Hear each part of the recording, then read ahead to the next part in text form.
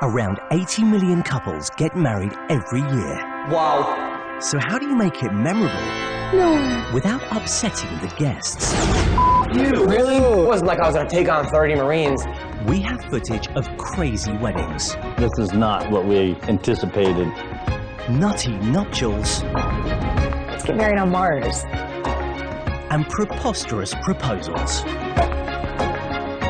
The longer this goes on, the more nervous I get.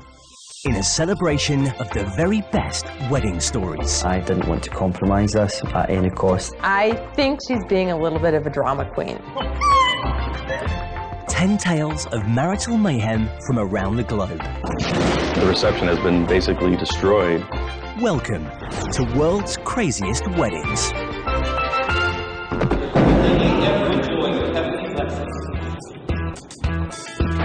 Comedian Milo McCabe proposed to his bride in a very public way.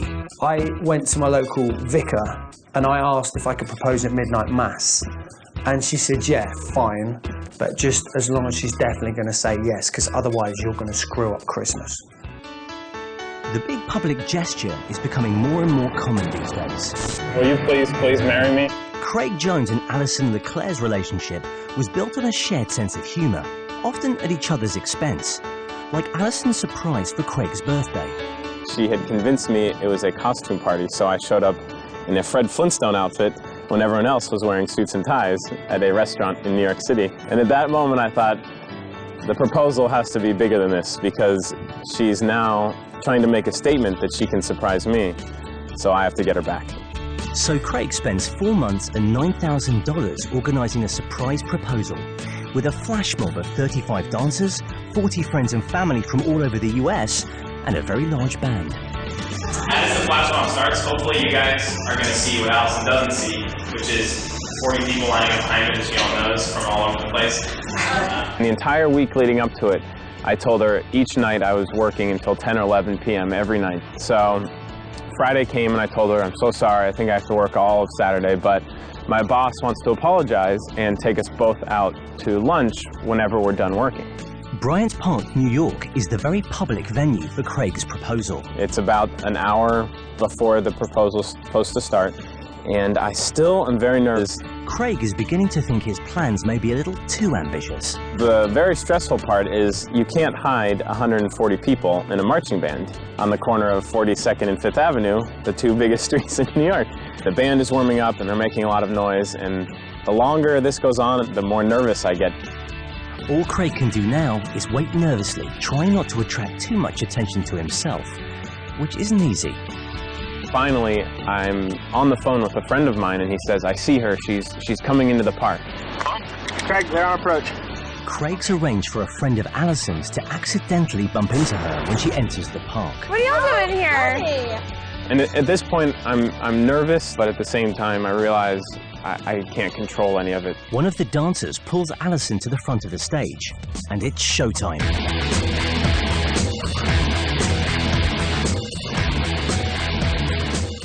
The 140-piece band start their march from the surrounding streets into the park. I'm starting to get more nervous that we're going to miss our entrance in, so I just say, okay, go ahead. And from my point, it looks like I had sent them too early, and so I think, oh no. But as they continue, the dance team ends and turns around and points right at the band, almost at the perfect time. 40 friends and family then arrive to surprise Alison. I'm just a little ball of emotion, and I'm not really processing too much. I can see Alison, and I see her looking around and looking for me, but she can't see me. And then right as the band finishes playing, I walk through the band, push some of the people out of the way. I saw him, and I was just laughing and so excited to see him, and nervous. I knew he was about to propose, and all these people were there, and everyone was looking at us. So to walk up, it was just walk, don't trip, say the right words, don't fumble them. So, after 4 months of preparation... If I get a drum roll? This is the moment they've all been waiting for. Alison Leclerc, before I met you, I didn't think I could love someone for the rest of my life. Now I know I can. Will you please marry me?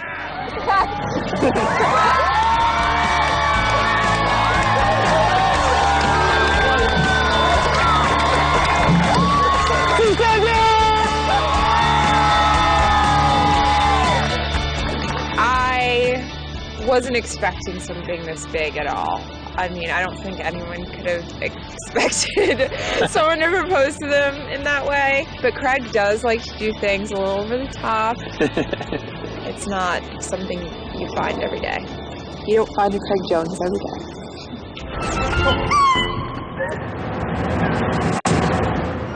It's Cindy and Ted's big day. The perfect church wedding in front of 250 guests in Kansas. The blushing bride's father walks her down the aisle, where her groom is waiting. She was beautiful, just radiant in her dress coming down the aisle with her dad. But Cindy's sister, Betsy, the maid of honor, doesn't seem to have her mind on her job.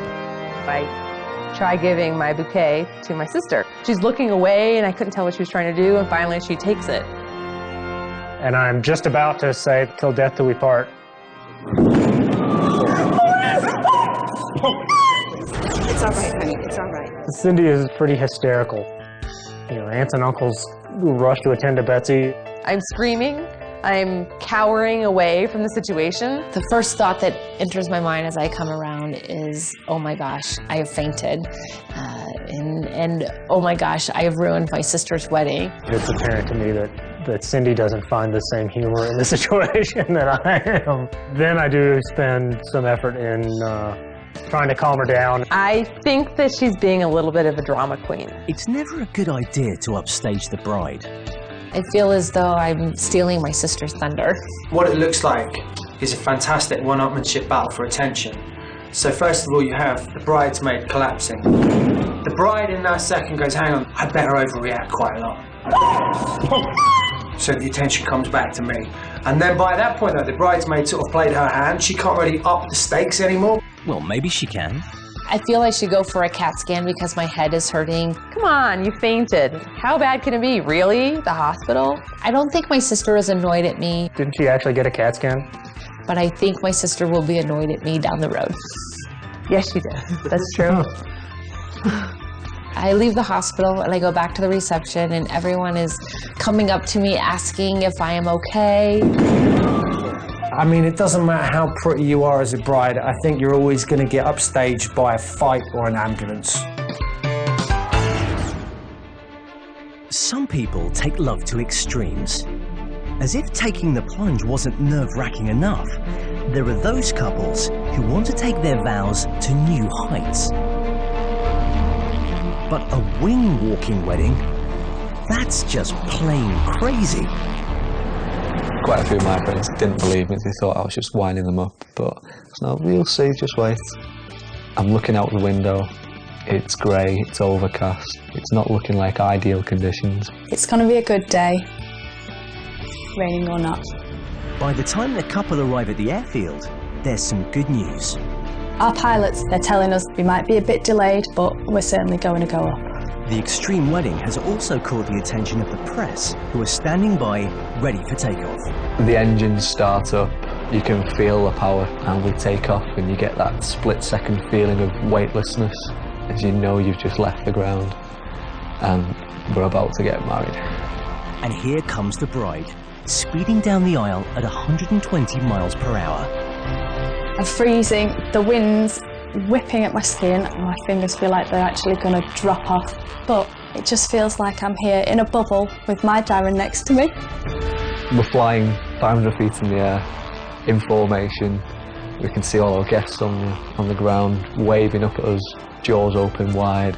What a special day, it's just amazing.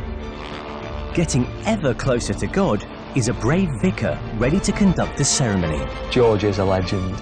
He's 67 and he's flying backwards in the sky with us, doing our amazing vows and blessing. We can't hear each other, but I know to say I will when George does this. And I screamed it. It's surreal. Like, wow, we're married, and we're married in the sky and blessed in the sky. They land just as the heavens open. so they head indoors for the last part of the ceremony. We're going to exchange rings because it's not advisable to do that 500 feet in the air. So George the vicar completes the ceremony with the exchanging of rings, and with all our friends gathered round us, we're married. Dropping the ring can be a minor irritation. Oh my!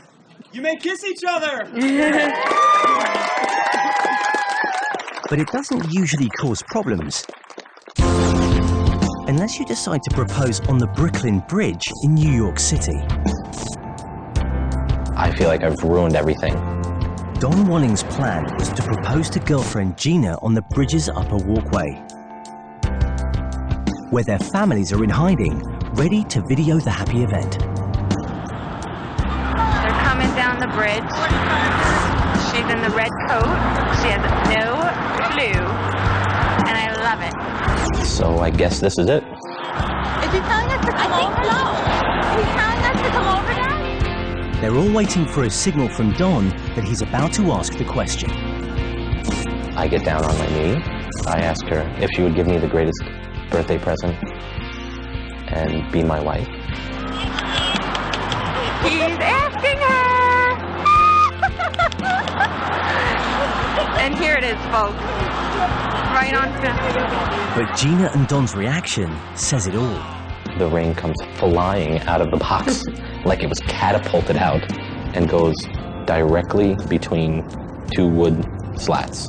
I have my hands over my face and I see the ring fall. Don, you are so kidding right now? The ring is gone. I've ruined everything now. He dropped the ring off the Brooklyn Bridge. But there's hope. Listen to this guy. He doesn't even know us and he's pissed off. Anyone got a rope? Spider-Man, help!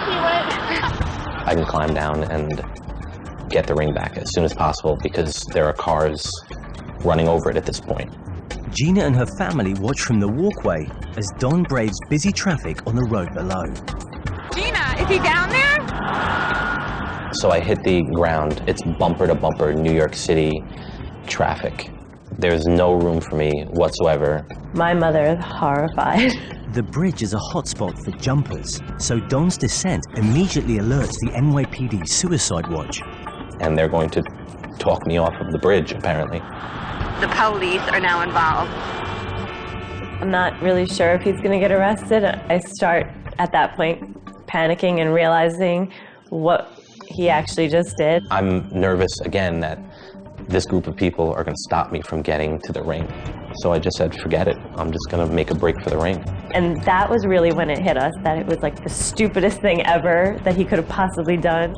Don's given the NYPD the slip, but the ring still isn't within his grasp.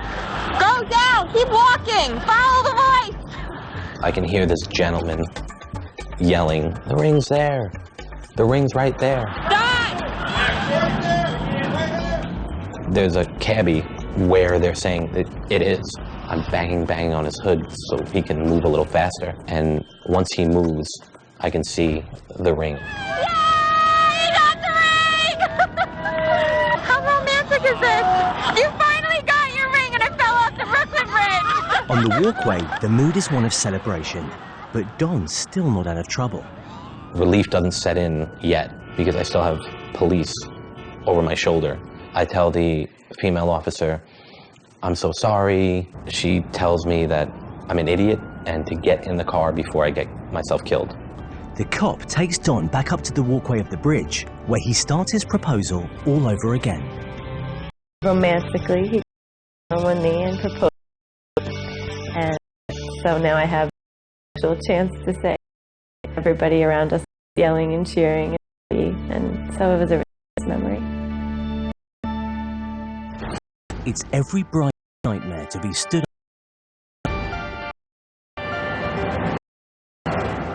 Beckwith's dream Florida was fast turning into for her family. Being the older brother, you feel the rock. She's here in her wedding dress, and there's no groom. Hard. Husband wasn't getting feet, but he walked in, stuck 100 miles away in England. I'm feeling a little nervous. He had just called. He wasn't sure if he was going to be able to. But Shauna's family have other ideas. My manager and my mom on the computer with Cody at that time, figure out how to get him down here. And all of a sudden it's like, all right, we're taking the wedding to the airport.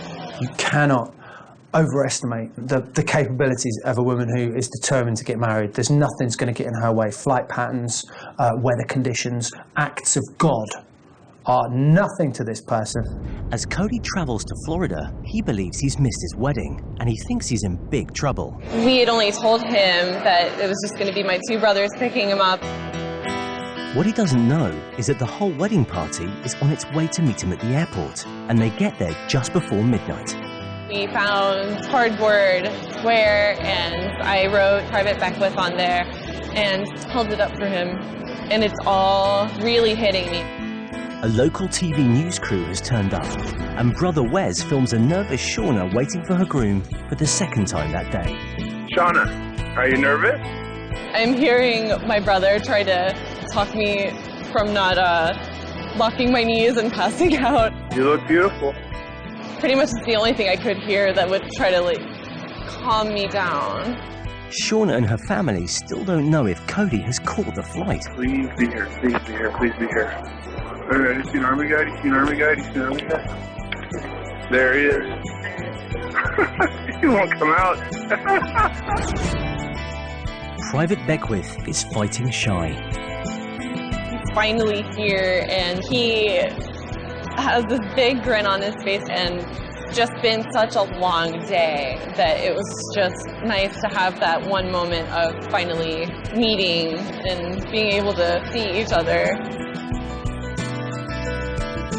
Shauna has the celebrant at the ready. Cody has been traveling for how long today? Too long. Too long, yes. Cody and Shauna tie the knot in the domestic arrivals hall of Tampa International Airport. You take Shauna Michelle Hodge to be your lawful wedded wife. I do. You may now kiss the bride. Mr. and Mrs. Cody Beckwith. There's something about weddings that just brings things to the fore. If there's any kind of tension between couples, between family members, there's something about the situation of a wedding and everyone coming together that just makes it kind of explode. But you don't expect those explosions in the middle of the ceremony. Oh, come on!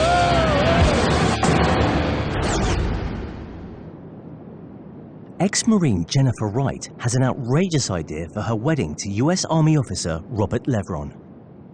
She says, what if we were to have a comedian and he were to start out as a preacher at the wedding, but then he's actually a comedian? I thought, I love it. Let's do it. We wanted it to be memorable, very memorable. And it was. Yes. Jennifer hires LA-based comedian Adam Hunter to pose as a preacher. He's known for his edgy humor. When I roast people, I try to go for their insecurities and make it as funny and truthful without being too mean-spirited. I've been given no rules other than to be funny, be dirty, and go for it. With more than 30 US Marines invited, this is definitely Adam's toughest crowd. Dearly beloved, we gather here today for this amazing, joyous occasion with two incredible people.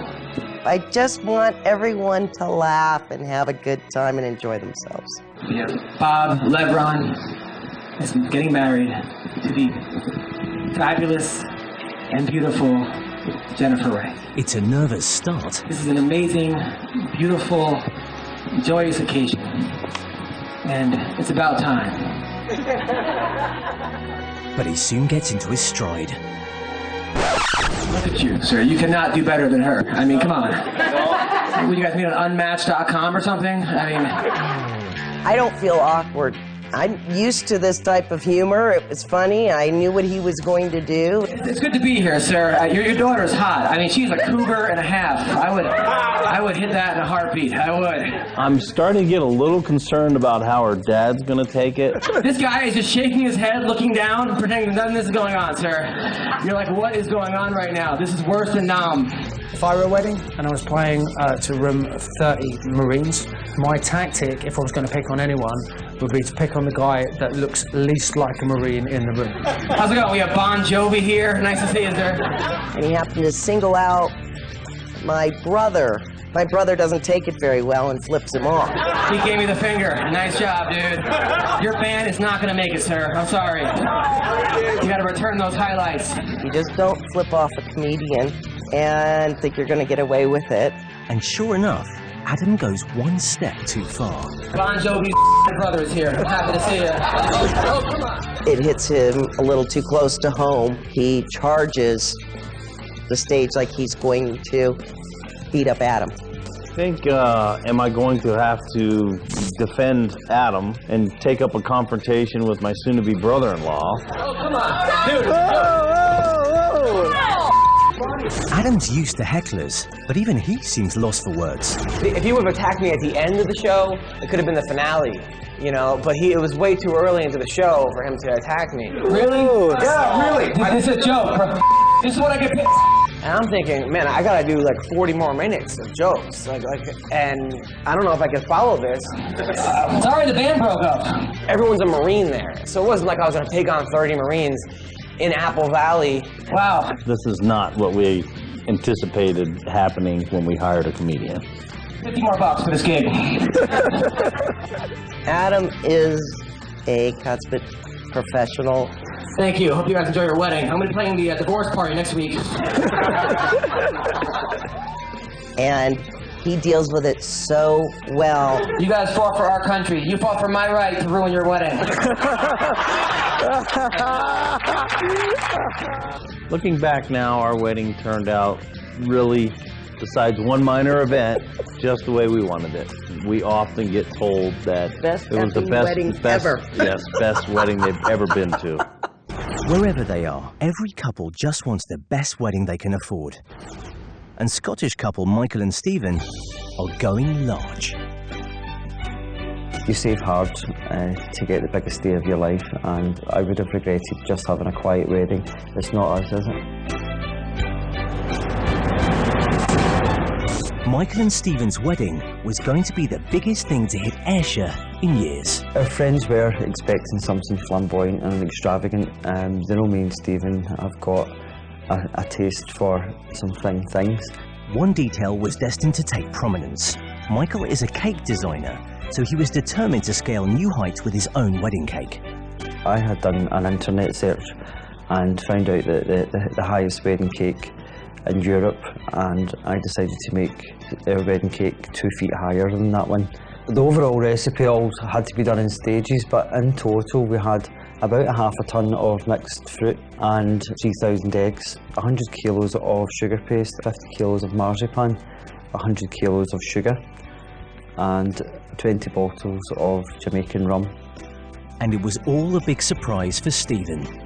Stephen being Stephen, I knew he wanted the biggest and the best. I don't know how you managed to keep that from me. I honestly don't. Keeping the 15-foot cake secret was the least of Michael's problems. Just before the wedding, he realised the cake was too tall for the venue. I had to go and get a steel worker to make a scaffolding for inside of every layer of the cake. So actually inside the cake was scaffolding supporting each tier. More of like building a house rather than making a cake. But with all that metal, the cake weighed 147,000 pounds. Just getting the 15-tier cake to the venue was a major operation. The only way we could achieve this was to put it on a forklift truck. And then we realised that because the marquee was in a field, we were worried in case the cake was going to sink into the field. So we had wooden floors on the marquee, so we had to lift the wooden floors and put in stakes into the ground. But he wasn't finished yet. I wanted to make it a bit more special. So we got our hands on around £140,000 worth of diamonds, and we had inserted these inside the roses, and the sparkle was absolutely amazing. However, we did have to get a bodyguard to stand over the cake. Who does that for a cake? And some of the guests left the wedding with more than just happy memories. After the meal, we took the diamonds back out and we replaced them with Swarovski crystals. We didn't tell anyone we'd removed the diamonds, however, The next day we got back to the cake and there was not one crystal left. There was even a footprint on the cake because someone had climbed up the cake to get to the top to remove the Swarovskis, which they thought were diamonds. That was definitely your family, not mine. From an extravagant celebration to a budget ceremony where the bride and groom get a lot more than they bargained for. When the pastor started singing the vows, I was in shock. It's the big day for American Midwest churchgoers Teresa and Jimmy. Today's the day. Today's the day, and I wanted everything to be perfect. But getting hitched isn't cheap. So Jimmy and Teresa's wedding is tacked onto the end of their pastor's fire and brimstone Sunday service. Declare right now, devil, take your hands off her. I'm still on fire from the Spirit. So now here I am standing here getting ready to marry Jimmy and Teresa with the song in my heart. The Bible says, he who findeth a wife findeth a good thing. Members of the congregation film as Pastor Ross starts performing the ceremony.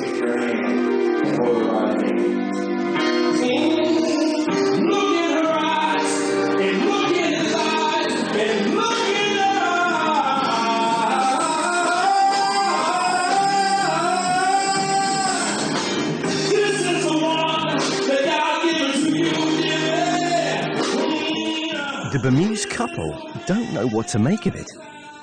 When I start singing, I could see Jimmy getting nervous. So I was shocked. I never seen nothing like it before. I was like, wow, he's singing our vows? And the song goes on and on and on. Then the pastor encourages the bride and groom to join in. I'm really not a singer. Neither am I. I can't believe Jimmy starts singing back. And even Teresa gets in on the act.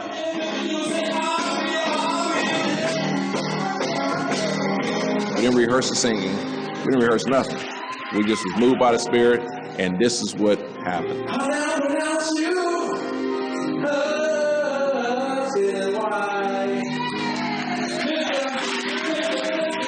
I was like, I'm getting serenaded at a wedding. Thank you, Lord. It was great and it was exciting to me. You know, something that I cherish for the rest of my life.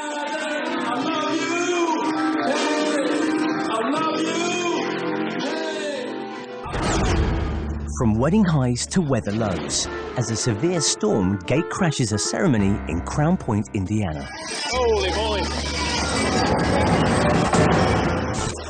The 2011 wedding of Terry Hiller's brother is also a family reunion.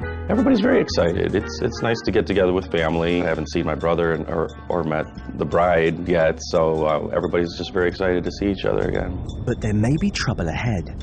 Terry's 8-year-old son Owen is terrified of a fast-approaching storm. Don't be scared, Owen. Everything's fine. The Reverend hasn't missed the ominous sky either, but is determined to get through the ceremony before the heavens open. The Reverend starts to speed up the vows and skip some readings. Oops!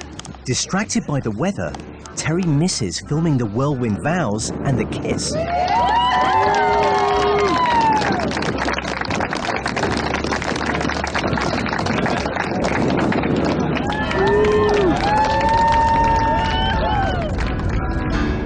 They wish they had hired a car with a roof at this point. Here it comes, rain's coming. But the wedding must go on. They're definitely raising the roof at the reception. Holy we gotta get inside. Once we find that it's futile to try to save the tent, we close the garage door. The guests head to the tornado shelter. Terry remains filming from the garage. Sadly, the venue's the only thing getting trashed at this party. I can see debris flying all over the place, so I know this is not just a normal thunderstorm. You can hear howling and noises of crashing trees and crashing metal and glass breaking. Wow. Close the door before the glass closes. And then, as quickly as it arrived, the storm disappears.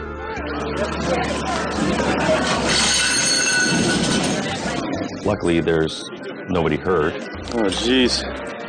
People are shocked that the that the reception has basically been destroyed. The guests haven't even started partying yet, and they're already on cleanup duty. No one saw that particular storm brewing, but perhaps TV weather forecaster Katie Bilo could have predicted it. Sunday, we've got another storm system bringing some rain throughout the area. Although the weather isn't looking much better in Seattle, the outlook is about to change. Guys, that it's going to continue to rain just about every day this week. A couple of showers for the night tonight, 44 degrees, our overnight low. Hey guys, hi Seattle. Wouldn't be Christmas without a present. Are you kidding me? In front of all of Seattle. Will you please marry me? Oh my God. No way. Oh yeah. Hey, you have to try it on. Left hand. That is so The studio camera automatically stops recording, but Katie did say yes. But now, a couple tie the knot in a way that is truly out of this world. How many people on Earth have kissed their wife in zero gravity? Erin and Noah are not your average couple. We've both been sort of lifelong fans of science fiction and actual space exploration. And so I really wanted to do something that was unique to us. 6th or 7th year of dating Noah is like, let's get married on Mars. And I'm like, that would be great, but I definitely can't wait 50 years. If you're a guy and you're going to say, I'm not going to get married till we do it on Mars, you can sit back in your armchair pretty safe in the knowledge that you're going to be through your prime and out your best years by the time that has any chance of happening. Not surprisingly, it was Erin who had a practical solution to get things moving. I'm like, why don't we just get married on a zero gravity plane, and that will be like a compromise, like in a sort of not yet achievable space wedding way. A compromise, but an expensive one, with the wedding costing about $80,000. I'm walking towards the plane. I felt distinctly like that famous shot from The Right Stuff, where they're walking in slow motion from the explosion in the background, and here we are. This is really going to happen, above and beyond just getting married. Chris Riley, an expert in human space travel, has been on zero-gravity flights himself. These weightless flights work because you climb very rapidly, about 10,000 feet in altitude. And then from about this point on your climb, over an arc at the top, and then into free fall down the other side, you get to feel weightless. And that gives this remarkable sensation of feeling like you're in zero gravity. Noah, Erin, their officiator, and 7 lucky guests board the plane and strap themselves in. It's called vomit comet for a reason. So I actually get seasick really easily. So throwing up was like a serious concern. When they get to the chosen height, each freefall gives them just 30 seconds of zero gravity. 30 seconds doesn't sound like a long time. Okay, everybody ready? But when something that crazy is happening, it does seem like it lasts a while. You, Erin, take Noah to be your husband and promise to love him, take care of him, and accept his fault. I do. It's too hard to say because it's so feeling. There's that euphoria. So it's. Let this ring be a symbol of your promise and reminder of your devotion to her. The wedding vows sufficient declare, then we do the kiss. At least, like, so we can get the kiss. I was very concerned about the kiss.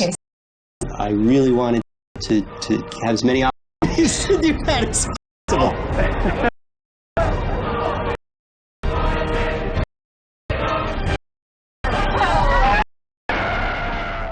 We began a half-hour descent, now as a married couple. I've never been prouder not to $80,000 wedding that could be derailed by Bill's vertigo kick and him throwing in zero gravity. That's game over.